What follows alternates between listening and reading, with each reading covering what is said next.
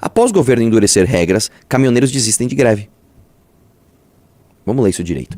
Lideranças de caminhoneiros decidiram em assembleia, realizada agora, né? Ontem, na verdade, né? Ali na Baixada Santista, não realizar a paralisação. A decisão foi tomada após uma reunião com representantes de diversas associações que avaliaram o cenário da categoria dentro do diesel. Apesar da insatisfação, entidades como a Associação Tarná e o Sindicato dos Caminhoneiros optaram por não deflagrar greve, mantendo diálogo com autoridades e acompanhamento dos combustíveis. A possibilidade de paralisação vinha sendo discutida e chegou a preocupar o governo do presidente Lula, especialmente devido ao histórico recente de mobilizações que impactaram o abastecimento do país em período pré-eleitoral. Segundo a liderança do setor, o aumento do diesel segue como principal ponto de tensão, reduzindo a rentabilidade dos caminhoneiros. O presidente da Brava já havia apontado o combustível como um dos gatilhos da crise enfrentada pela categoria. Em meio à pressão da categoria, a pressão tá, é isso que eu quero saber. O governo federal publicou, nesta quinta-feira, a medida provisória 1343 de 26, com o objetivo de endurecer a fiscalização do piso mínimo do frete e ampliar a proteção dos caminhoneiros. A iniciativa surge como resposta direta às demandas do setor, que vinha sinalizando a chance de greve. Né? A nova regra altera a Lei 13703 de 2018 e passa a exigir Código Identificador de Operação de Transporte, CIOT, em todas as operações, em detalhamento de valores pagos e do piso aplicável.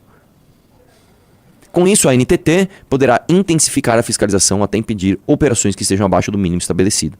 Entendi. Então, basicamente, a resposta do governo é o seguinte: nós vamos pesar a mão na regulação de mercado para que o frete siga uma regra específica aqui. Eu não acho que isso seja caminho, tá?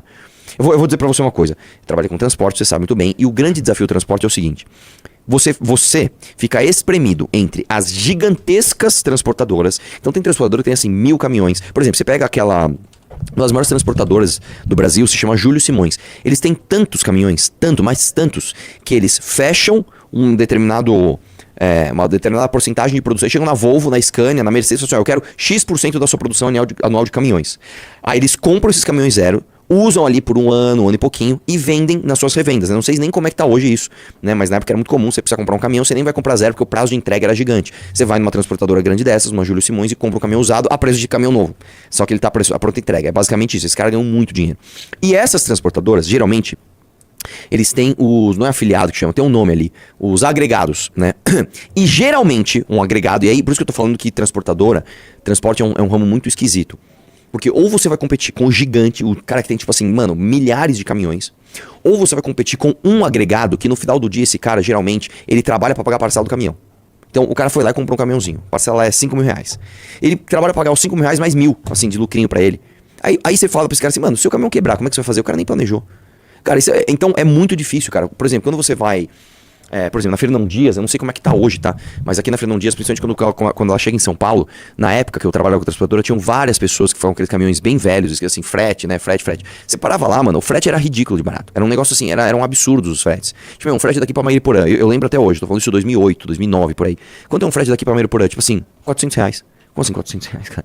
Você quase não paga o diesel pra chegar até lá, né? Isso eu tô falando lá atrás, né? Então você fica no meio. Se você é um cara que você tem, sei lá, 4, 5, 10 caminhões, você tá ferrado, velho. Você vai ficar no meio do cara que vai, mano, praticamente se escravizar só pra pagar a parcela do caminhão, e o gigante que ele, mano, pode simplesmente espremer.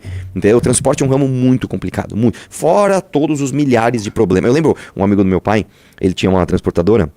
E ele tava migrando para o ramo de motel, né? E ele vendeu a transportadora e comprou um motel. Ele falou: cara, a melhor coisa do mundo é eu ir para o trabalho e saber que todos meus problemas estão aqui, ó, fisicamente nesse lugar. Porque, realmente, velho, ficar com um caminhão na rua, no Nextel na época, onde você tá? Tá, aconteceu? Como é que tá a estrada? Como é que tá o trânsito? Pô, choveu, pô, teve... Nossa, cara, que inferno, cara. Que inferno. Era foda, transporte era foda, bicho. A gente trabalhava muito e ganhava muito pouco.